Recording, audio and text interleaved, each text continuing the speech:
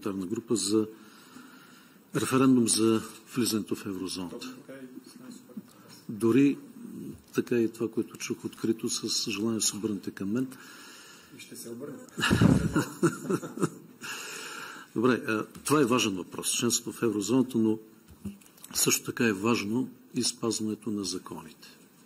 Аз съм уверен, че вашата партия добре познава законите, лично вие като дълги години в българската политика, но съгласно закона за пряко участие на гражданите в държавната власт и местното самоуправление, провеждането на референдум по въпроси, уредени в вече приети и ратифицирани международни договори, е невъзможно.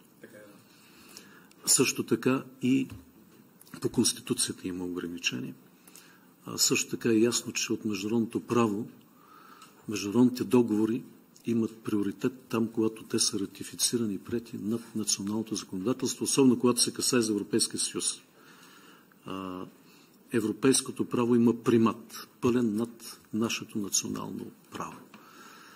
И ако е трябвало, сте имали и различни виждания за приемането ни или условията за приемане в еврозоната, съгласно тези закони, това се изразява в процеса на подготовката за приемане и преди самата ратификация. Тогава това не е стояло изобщо на дневен ред. Вие как виждате спрямо тези ясни закони и Конституцията, и закона, така наречения закон за референдумите, и международното и европейско право, как виждате изобщо този референдум да бъде реален и легитимен?